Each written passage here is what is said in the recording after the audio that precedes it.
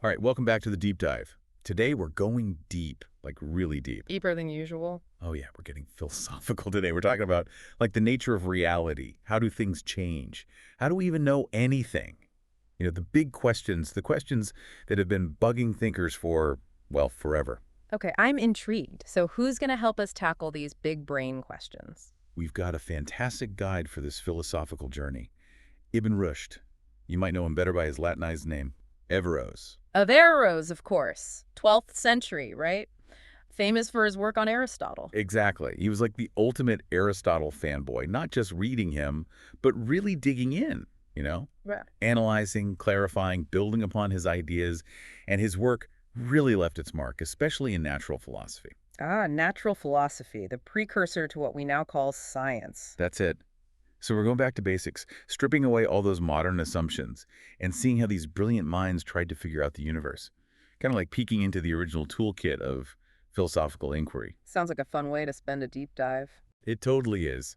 Our main sources for this philosophical adventure are Averroes' commentaries on two key works by Aristotle. Let me guess, physics. You got it. And the other one is On Coming to Be and Passing Away. Makes sense. Those are both pretty fundamental texts when it comes to understanding, well, everything. Exactly. These texts are like deep dives themselves, Yeah. exploring those age-old questions that, surprisingly, still shape how we understand the universe today. Okay, I'm ready to get philosophical. Where do we start?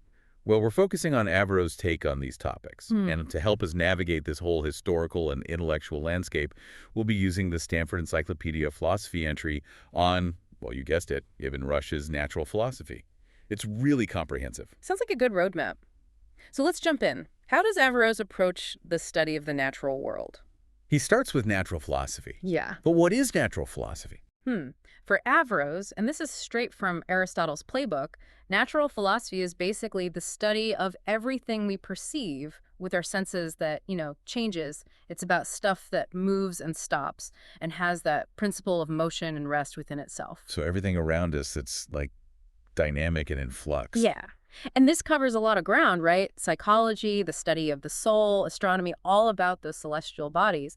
But the real bedrock, the core of it all, is physics. Physics, as in like the laws of the universe, right? Exactly. It's the most fundamental branch because it deals with, like, the first principles, the basic rules that govern how the physical world works. So when we're acting as philosophers like Averroes, we start with these fundamental laws. Yeah. And a big part of physics for Averroes, a big part of scientific knowing, really, is understanding causes. Causes. Yeah, the why behind things. Why are things the way they are? Why do they behave the way they do? He's interested in what he calls the causes common to all natural entities. Okay, so like a universal explanation for, well, everything. In a way, yes. And here, he sticks pretty closely to Aristotle's framework. The four causes: matter, form, purpose, and agent. Ah, the famous four causes. The quartet. So whether we're talking about something simple, like a stone falling to the ground, or something complex, like a tree growing, these four causes give us a way to understand it, like a universal lens for philosophical analysis. Right, so we can apply this framework to anything. That's the idea. And Averroes takes it even further. He pushes physics to its limits, looking at what he calls prime matter. Prime matter. Sounds intense. It is. It's like the fundamental, undifferentiated stuff of the universe, the most basic building block. And then there's the first mover, The first mover. the ultimate source of all motion. Now, when you get into, like, the primary forms and first purpose, that's where metaphysics comes in. Oh, so we're moving beyond physics now. Yeah, physics deals with the tangible world, the stuff we can observe changing, and it looks for the immediate origins. Metaphysics goes deeper. It tackles the big why questions, the ultimate principles. So physics lays the groundwork, and metaphysics builds upon it. A good way to put it. But Averroes doesn't stop there. He also includes what he calls accessories, Yeah. or necessary concomitants, within physics. Okay, what are those? Think of things like place and time. Place and time, essential concepts, sure, but how do they fit into physics? Well, for Averroes, they're inherent to all natural beings. So understanding them is crucial to understanding the natural world. They're not just side issues, they're core to natural philosophy. Interesting. So even these seemingly basic concepts become part of this bigger philosophical picture. Absolutely. And get this, Averroes actually argues that understanding these theoretical sciences, especially physics, is super important for, well, for us. Yeah. for humans. How so? He says that fully grasping the theoretical sciences brings us to our ultimate perfection and entire essence. Wow. So it's not just about intellectual curiosity, it's about fulfilling our potential as human beings. Exactly. And he goes on to say that cultivating those ethical virtues we all strive for, things like justice and temperance, actually flow from a true understanding of these speculative virtues. So knowing about the natural world can actually make us better people. That's the idea. When we grasp the natural order, understanding our place within it, recognizing the finite nature of our existence against the backdrop of, well, potentially infinite time, it leads to wisdom, to a sense of peace, even in the face of death. That's pretty profound. So for Averroes, natural philosophy isn't just an academic pursuit. It's a path to wisdom and, dare I say, a good life. I think so, yeah. It gives us that philosophical foundation for navigating the world and finding meaning. Okay, let's move on to one of the most fundamental aspects of the natural world, change. How does Averroes approach this concept? What's he looking for when he observes the world changing around him? Well, one of the most basic principles he focuses on is the idea that nothing comes to be out of nothing. Okay, so things can't just pop into existence out of thin air. That's the idea.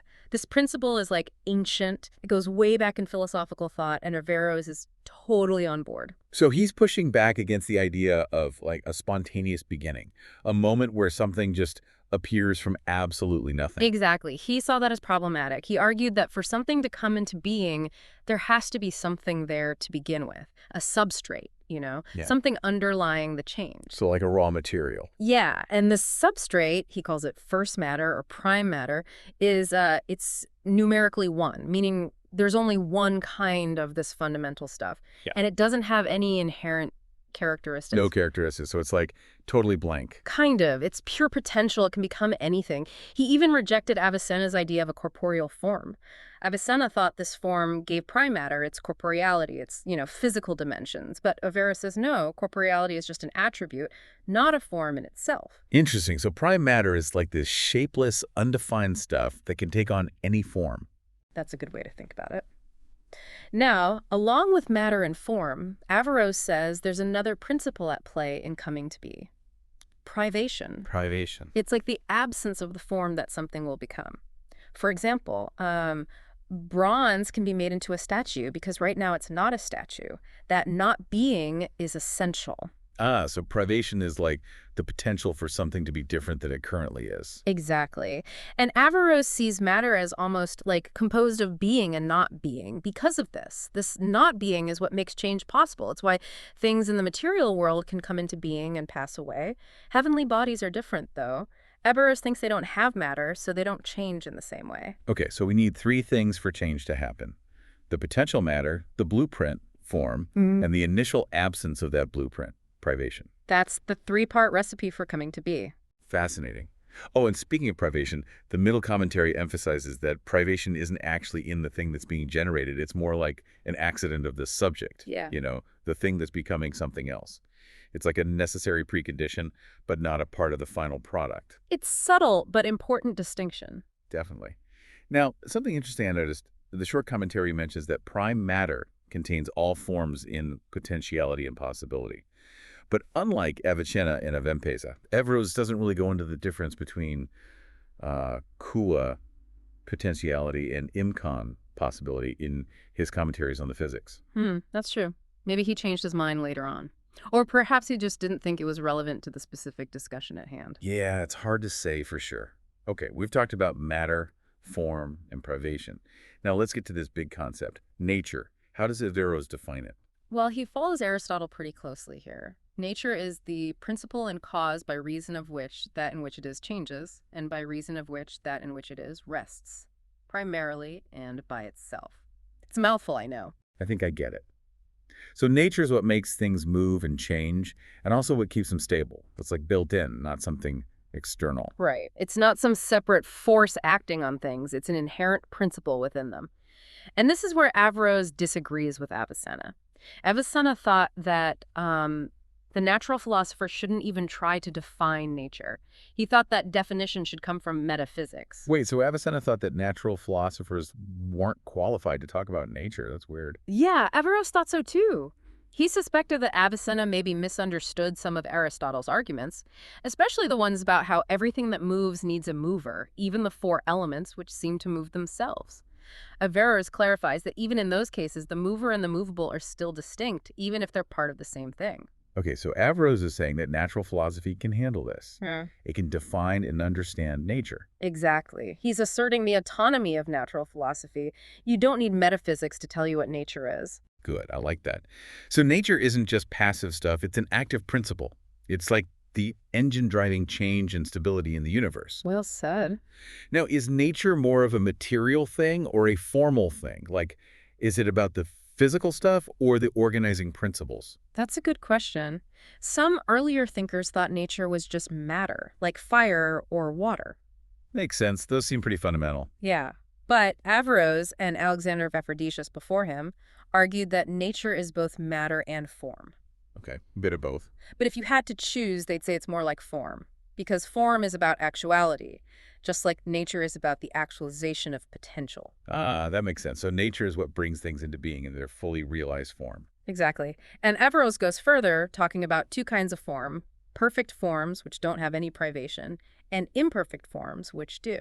Privation again. So like some forms are inherently lacking something. Think of the example of blackness and whiteness. Whiteness is a perfect form because there's no inherent lack in it. But blackness, in this context, is imperfect because it involves the absence of whiteness. Ah, that makes sense. So even in something as seemingly simple as color, there's this idea of privation at play. Yeah. And Averroes applies this to substantial change, too, saying that prime matter always has this inherent privation, like it's never completely free of it. It's like the form of matter itself. Wow, so even at the most basic level, there's this built-in potential for change, like the universe is inherently dynamic. A key philosophical insight for sure. And Averroes emphasizes that the philosopher of nature, just like Aristotle, has to inquire about purpose too. He sees nature as the last of the motions of coming to be, which means it's a purpose in itself. A purpose. So nature isn't just aimlessly changing, it's directed towards something. Yeah. And this purpose is distinct from things like death, which are just ends. Okay, that's a subtle but important distinction. Definitely. And while the philosopher of nature is concerned with prime matter, he can't ignore form. In fact, this inquiry into form goes all the way up to the highest form, which Averroes says is man's form. Man's form. So humans are at the top of the natural hierarchy. At least when it comes to material forms. Remember, Averroes disagrees with Avicenna here too. Avicenna thought the highest form belongs solely to metaphysics. But Averroes says no, the natural philosopher can study this too. He's really carving out a space for natural philosophy. He's not letting metaphysics take over. Exactly. He's defending the importance and scope of understanding the natural world through its own principles. That's great. Okay, so nature is this dynamic, purposeful force that drives change and stability in the universe. But we know that things don't always happen in a predictable way. What about chance? What role does chance play in Averroes' philosophy of nature? He actually spends a lot of time thinking about chance, especially in relation to Avicenna. You see, Avicenna thought that everything happens out of necessity. There's no room for chance. But Averroes disagrees. He says contingency is real. Things could have been different. So it's not all predetermined. There's genuine openness to different possibilities. That's what Averroes argues. He says that while prime matter has the potential to receive any form, efficient causes work differently. They introduce order and regularity. A contingent event won't have two equally opposed efficient causes acting at the same time. Okay, so there's potential for different outcomes, but the specific causes at play determine what usually happens. Exactly. He uses this to explain why nature isn't completely chaotic. If everything was equally possible all the time, we couldn't make sense of anything. There would be no patterns, no regularities for us to discover. Right, so there has to be some degree of predictability for us to understand the world. Averroes solves this by distinguishing between passive potencies, which are in prime matter and account for contingency, and active potencies, which are tied to efficient causes and generally follow rules. Oh, so passive potencies are about possibility, and active potencies are about what actually makes things happen. Right. He also talks about essential and accidental causality to explain why some events happen regularly while others are rare. And he points out that in eternal beings, the efficient cause always produces its effect, but in things that come to be, it usually does, but not always. So there's room for both regularity and chance. in Averroes' understanding of nature. Precisely.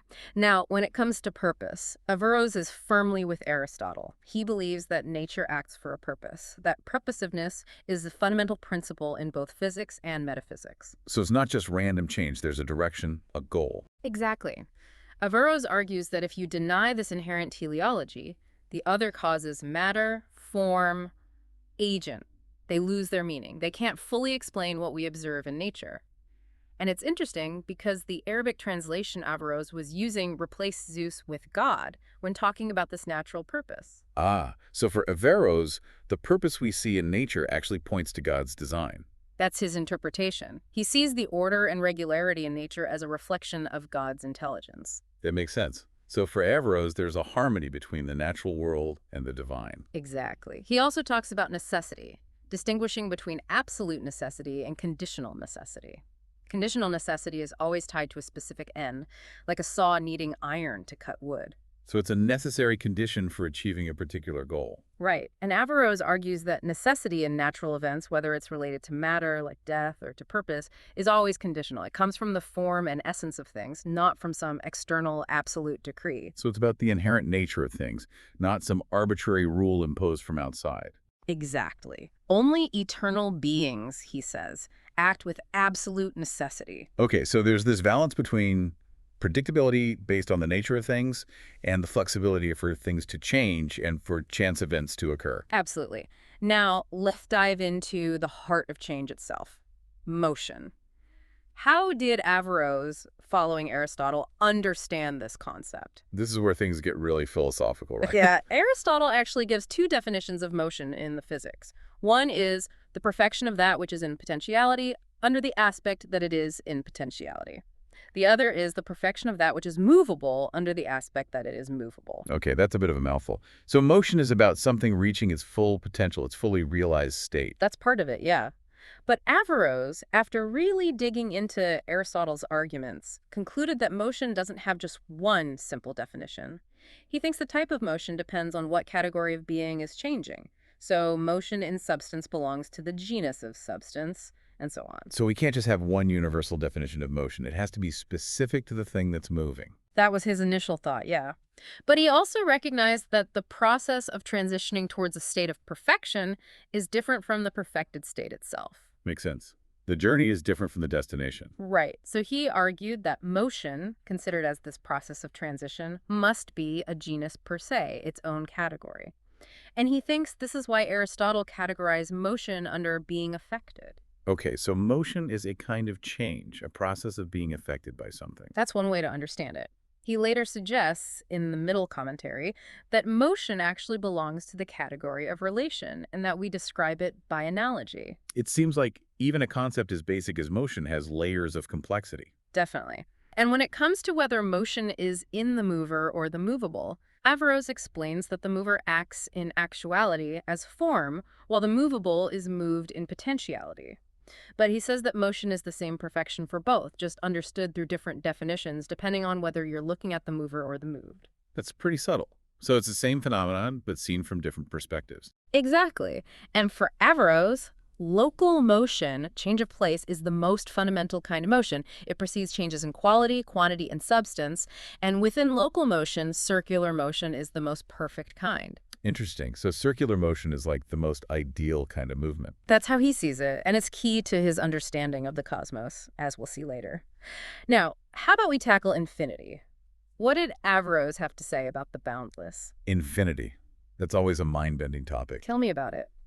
Well, Averroes, again, following Aristotle, believed that the only kind of infinity that exists in the physical world is potential infinity. Potential infinity, so not an actual completed infinity. Right. He agreed that space could be divided forever without ever reaching a final smallest part. But that doesn't mean it's actually infinitely divided. It just means it could be. So there's no actual infinite object, just the potential for infinite division. Exactly. He disagreed with Al-Farabi and Alvin Pace, who thought an infinite could exist through addition. He argued that while a geometer might imagine drawing a line that goes on forever, in the real world, we're always dealing with finite quantities. So infinity remains a theoretical concept, not something we actually encounter in the physical world. For the most part, yeah. He does briefly mention time, motion, and thought, which Aristotle suggests might be infinite. But Averroes says the infinity in those cases is successive, meaning it unfolds over time, not all at once. Okay, so it's more like a process that never ends, not a state of being. A good distinction. Now, remember how we talked about place earlier? As one of the necessary concomitants of natural beings? Yeah. Well, Averroes spends quite a bit of time digging into the nature of place.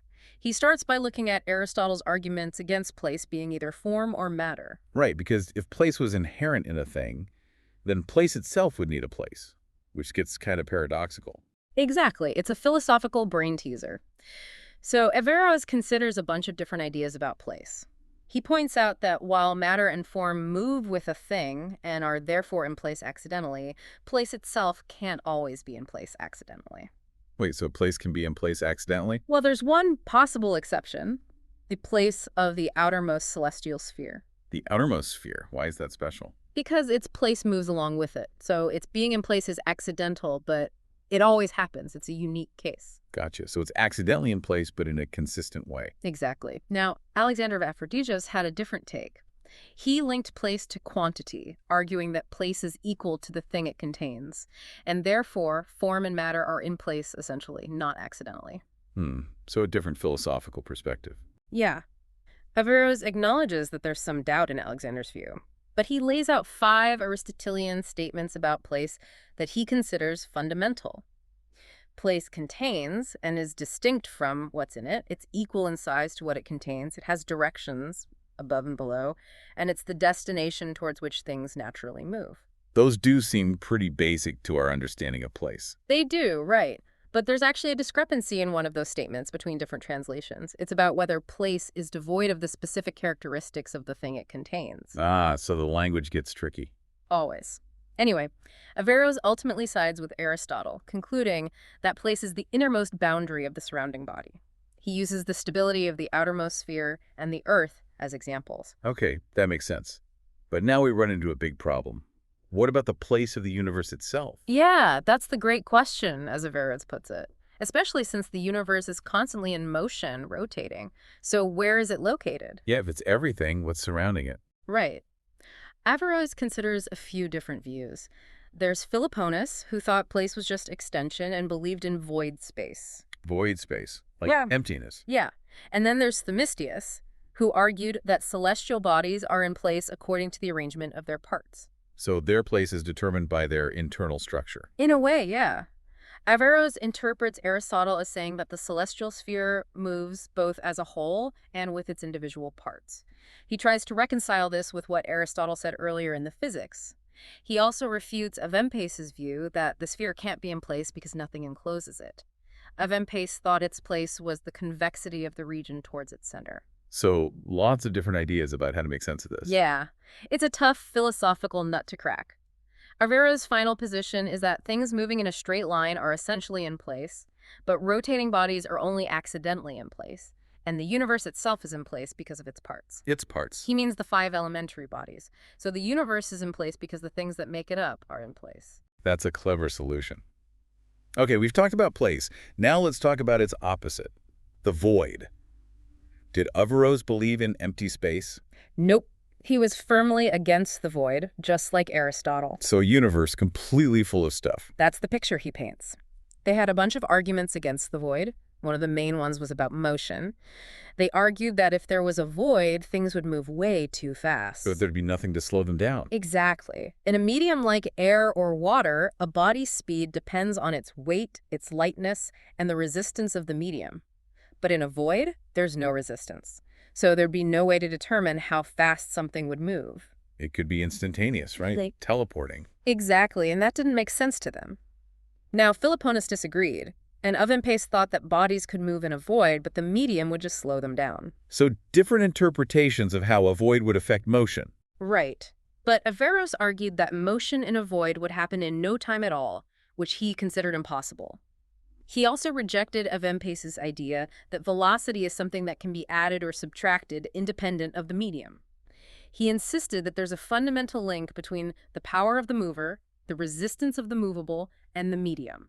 So the holistic view of motion where all these factors are interconnected. Exactly. And he explains the different speeds of the celestial spheres not by a lack of resistance, but by their inherent nobleness. Nobleness, like a moral quality. Not exactly. It's more like a surplus of energy, an inherent motive power. So the planets aren't moving faster because there's less stuff in their way, but because they have this intrinsic drive to move quickly. That's Avero's take. He also argues against the elements moving in a void. He says that in the elements, the mover, the form, and the movable, the matter, aren't really distinct. And it's the medium that introduces the concept of time, making motion possible. Okay, so the medium is essential for motion to be measurable and meaningful. Right. And this denial of the void, this idea of a universe full of stuff, became very influential in medieval science. Fascinating. It seems Averroes is really committed to a universe that's interconnected, where everything interacts and nothing exists in isolation. I think that's a good summary of his view. Okay, ready to tackle another big one. Hit me with it. Time. How did Averroes understand the nature of time? Time. That's a big one for sure. It is. Well, Averroes, like Aristotle, saw a deep connection between time and motion. He argued that if we're not aware of any change happening, we're also not aware of time passing. So our experience of time is tied to our experience of change. Absolutely. He even uses this Islamic story about the people of the cave who slept for centuries, and when they woke up, they had no idea how much time had passed. So it's like time stopped for them because nothing was changing. Exactly. And Averroes takes this further, saying that time is actually an accident of motion. An accident. It means it's a property that depends on motion. But there are lots of different motions in the universe, so which one is time an accident of? Yeah, that's a good question. He has a clever solution. He says our primary perception of time is tied to the motion of the heavenly bodies. The stars and planets. Yep. He argues that if the celestial realm was to suddenly stop moving, we would perceive ourselves as static and timeless too. Wow, so the movement of the heavens is like the ultimate clock for us. That's his idea. And our perception of time in relation to other motions is secondary, derived from this primary celestial reference. So the cosmos is like the master timekeeper. Exactly. Now, Aristotle defined time as the number of motion in respect of before and after. And Averroes digs into what those terms mean. He says, number here is the logical genus, the broader category time belongs to, and before and after is the specific difference, what sets time apart from other kinds of number. So he's getting really precise with his definitions. He is. He wants to be super clear about what he means by time. And he emphasizes that time's main job is to number and measure motion. It's only accidentally numbered and measured by other motions. So it's not just a subjective thing. It's actually out there in the world measuring motion. Right. And he even uses the term substantia when talking about time, which suggests he thinks it's a real entity, not just a mental construct. So time is real, folks. Averroes said so. He did. And he explains how we can say time measures things at rest, but only incidentally, as a kind of privation of motion. He also talks about how time measures the duration of things in the sublunary realm in a linear way, while the eternal motion of the spheres creates a sense of cyclical time, and the sun's path links these two dimensions. So linear time for earthly things, cyclical time for the heavens. That's a beautiful way to connect the different temporal experiences in the universe. It reflects his view of a hierarchical and ordered cosmos. Okay, ready for another philosophical challenge? Bring it on. How about the continuum? Yeah. How did Averroes understand the idea of unbrokenness in space and time? The continuum. That's a tricky one. It is. Aristotle, in Physics V, starts talking about things like together, apart, in contact, and he ends up defining the continuous as that which has no gap, or only a minimal gap, in space or time. So something that's unbroken, flowing seamlessly? Right. He uses the example of a single musical note, how it sounds continuous. So a steady, uninterrupted sound. Exactly. Now, Averroes sticks to this framework, but he widens the scope a bit. He says that even movements with small breaks can still be considered continuous as long as the thing moving doesn't completely separate, like the steps of a walking animal. So it's not about absolute unity, but about the lack of complete separation. That's his interpretation. He emphasizes that Book 6 of the Physics builds on this definition of the continuous to prove that a continuum can't be made up of indivisible units. Like a line can't be made up of points. Exactly. That's the classic example. Aristotle argues that anything that changes must be divisible.